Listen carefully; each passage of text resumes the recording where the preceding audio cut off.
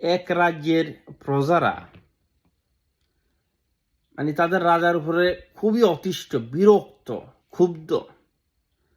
খাজনা দিতে দিতে দিতে দিতে তাদের জীবন তেনা তেনা। ন্যায় বিচার বলতে কিচ্ছু তারা পায় না, ফসলের ন্যায্য দাম পায় না। আর কিছুতে কিছু বলতে গেলে সেটা যদি রাজা মনে করে না তার বিরুদ্ধে বলছে, দড়ি মার, রাজার লোকজন তুমছে মারে করে। তো এরা সবাই মিলে একবার বিপ্লব করে বসল। বিপ্লব কইরা এই রাজারে হটাই দিল গদির থেকে, নতুন রাজা আইল। নতুন রাজা আসি বলল যে, আমারে আপনারা রাজা নির্বাচিত করছেন, আমি আপনাদের থেকেই উঠে আসছি, অসুবিধা নাই, আমি বুঝি আপনারা কি চান, সমস্যা নেই, আমি দেখতেছি। গেল কিছুদিন, যাওয়ার পরে এই বেটা নিজের আখের গোছানো শুরু করলো, মানে এই রাজা আর কি নিজের আখের গোছাইলো, নিজের লোকজনের আখের গোছাইতে থাকলো। কইরাডরা মোটামুটি সে রাজ্যের প্রজাদের খাজনা দিল বাড়াইয়া। কিছু বলতে গেলে জুলুম নির্যাতন আগেরটার মতোই করতে লাগলো।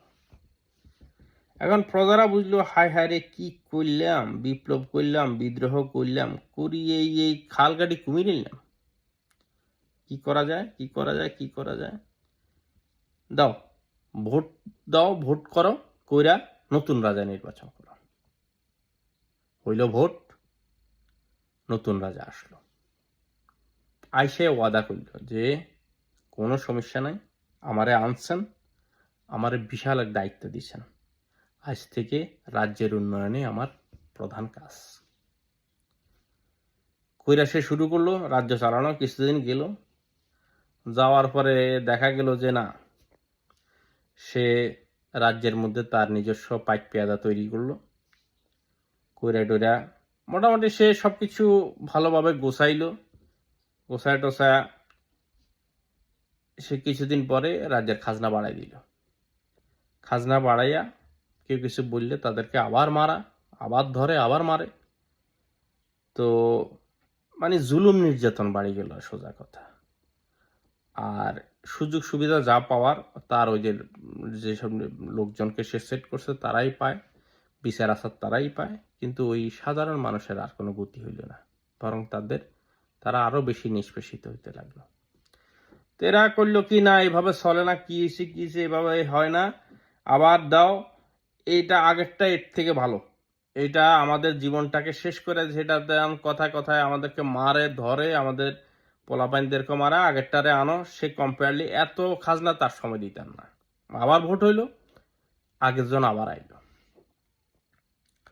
আয়সা বলল যে, দেখেন আমি ভুল থেকে শিখছি, আমার আর কিছু বলতে হবে না, আজ থেকে আমি ওয়াদা করতেছি, রাজ্যে আমি যেভাবে থাকবো আপনারা কিভাবে থাকবেন, আমাকে রাজা না ভাবে আপনাদের গোলাম ভাবেন, আমারে ভোট দিয়ে আপনারা আনছেন যেহেতু। প্রজারা খুশি হইল, আশ্বস্ত হইল, হইয়া গেল, চললো কিছুদিন ভালো। তো এবার রাজা চিন্তা করলো, বেটা তোরা 2 দিন পর পরই রাজা পাল্টাস, তো এত সাহস, কি করা যায়, এগো যাতে রাজা আর না পাল্টাইতে পারে সেই ব্যবস্থা করো। আর এই রাজ্যে যারা মাথা আলা, যাদের জ্ঞান বুদ্ধি ভালো, শক্তি সাহস সামর্থ্য আছে, আমার বিরুদ্ধে বিদ্রোহ করতে পারে, এগুলারে ভিড়াইল। তাদেরকে বুঝাইল যে, দেখো রাজ্যের যত মধু আছে, মধুর ভাগ তোমরা পাবা, সোজা কথা, আমার সাথে থাকো, আমার গুণগান গাও, আমরা একসাথে মিলেমিশে থাকি। হইল তাই, এরাও চিন্তা করলেন না, তাই তো প্রজাগুলো থেকে লাভ কি, এখানেই তো সব শক্তি সামর্থ্য সবই আমার, তো রাজার অংশ মানে আমিও রাজার বড় অংশ। তো যাক, এখন তো রাজার শক্তি বাড়লো, সাথে সাথে প্রজাদের প্রতি জুলুমও বাড়লো। এখন তো প্রজারা ফসল কাইটা ঘরেও নিতে পারে না, ওই পাইক পেয়াদারাই নিয়ে যায়, খাজনা মাজনা তো দিতেই হয়। এবং কিছু বলতে গেলেই প্রজাদেরকে দৈরা বেদম মারে, কিছু কিছু ক্ষেত্রে গুমও করি ফেলায়, হত্যা করে। ওই আবার দেখা যায় যে প্রজাদের যে বাচ্চা কাচ্চা ছেলে মেয়ে বা যারা বড় হয়েছে এরা একটু কিছু বলতে গেলে বিপ্লব বিগ্রহ করলে এগুলোও মারে দুমসাইয়া। কারণ তো রাজার মোটামুটি বিশাল সে সব সেট করিয়ে ফেলাইছে। তো এইসব অত্যাচার অবিচারে এখন এরা স্রষ্টার কাছে সারাক্ষণ এসব প্রজারা বিচার দেয় রাজার নামে। কি করা যায়, কেমনে বাঁচুম, কেমনে কি করুম, এই তো দিয়ে আরো খারাপ হয়ে গেছে, আগেরটা তো আরো একটু বেটার ছিল। তখন এরা করলো কি, কি করা যায়, কি করা যায়, বিপ্লব করো, বিদ্রোহ করো, নতুন ভোটের আয়োজন করো।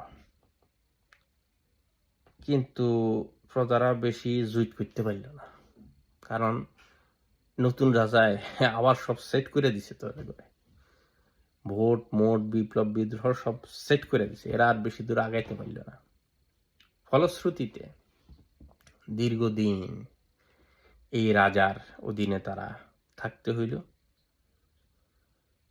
নিষ্পেষিত হইল, নির্যাতিত হইল। একসময় তারা ভুলে যাইতে থাকলো যে তারা মানুষ, তাদের কোনো অধিকার আছে, ন্যায় বিচার আছে। বনের পশুদের মতোই তারা মনে করতে থাকলো যে এখানে জোর যার মূল্যক তার, আর কি বিচার আচার এগুলা কিচ্ছু না। ঠিক সেই সময় ওই রাজ্যে এক সন্ধ্যাবেলায় এক লম্বা দাড়িওয়ালা, সাদা সফেদ চুল, লম্বা টুপি এক বুজুর্গ লোক ঢুকলো। এখন প্রজারা দেখলো, দেখে অনেকে মনে করলো এর উপরওয়ালা পাঠাইছে। কারণ আমাদের এই দীর্ঘদিনের দীর্ঘশ্বাস, স্রষ্টার কাছে যে আমরা কান্নাকাটি করে বিচার দিছি, এই হয়েছে আমাদের মুক্তিদাতা। সবাই ছুটে গেল তার কাছে, যা বললো হুজুর নতুন করে আর কি কমু, আপনি তো সবই জানেন, আপনি আমাদের মুক্তি দেন। হুজুর চুপ করে থেকে বলল, কি মুক্তি, কি চাও তোমরা? সবাই এক এক করে বললো যে হুজুর আমরা তো এই কাছে রাজা আমার সাথে, কেউ বললো আমার ছেলেরে তুলে নিয়ে গেছে, কেউ বললো আমার বউরে তুলে নিয়ে গেছে, আমার মারছে, এইসব এইসব বলতে থাকলো। তখন বুজুর্গ সব শুনা টুনা করলো, খুবই দুঃখজনক ঘটনা, খুব মর্মাহত হইলাম। তো এখন তোমরা কি চাও? বললো যে হুজুর আমরা এই রাজার পরিবর্তন চাই, আমরা সে আগের রাজাকে চাই। আগের রাজা এত অত্যাচারিত ছিল না, আগের জনকে আয়না দেন। আবার কেউ কেউ বললো না হুজুর না, আগের জন না, নতুন কাউরে আয়না দেন। তখন বললো যে তোমরা ন্যায় ভালো রাজা চাও তাই তো? তো বললো জি। তখন বুজুর্গ একটু দীর্ঘশ্বাস ছেড়া বললেন যে তোমাদের মধ্যে কার কার ঘরে কাজের লোক আছে?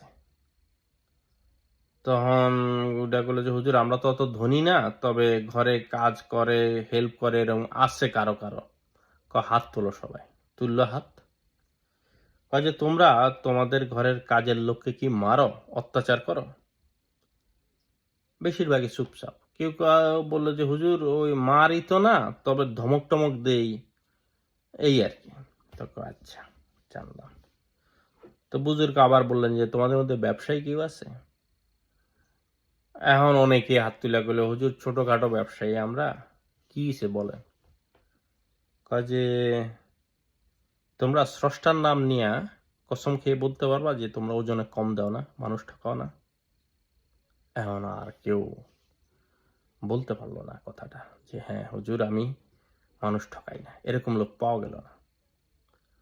তখন হুজুর আবার লম্বা একটা দীর্ঘশ্বাস ছেড়ে বললো, দেখো তোমরা যেদিন ভালো মানুষ হবা, তোমরা যেদিন তোমাদের অধীনস্থদের প্রতি জুলুম নির্যাতন বন্ধ না করবা, ততদিন পর্যন্ত তোমাদের শাসকও জুলুম নির্যাতন করতে থাকবে তোমাদের উপরে। তোমরা ঠিক যেদিন ভালো মানুষ হবা, তোমাদের শাসকও যদি খারাপও থাকে, তাকে ভালো হতে বাধ্য হবে সে, অথবা ভালো যে শাসক সেই আসবে তোমাদেরকে শাসন করবে, রাজ্য চালাবে, রাজ্যের মঙ্গল করবে। এটা বলে বুজুর্গ সেখান থেকে চলে গেল, রাতের আধারে চলে গেল। তো যাকে গল্প আর কি, হঠাৎ করে দেশের বর্তমান পরিস্থিতি দেখা মনটা খুব কষ্টে ভরাক্রান্ত।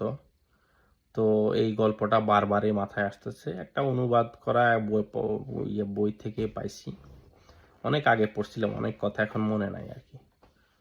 তো যাক, এই গল্পটা বারবারই মাথায় ঘুরপাক খাচ্ছে আর কি। তো সবাই ভালো থাকবেন, সুস্থ থাকবেন।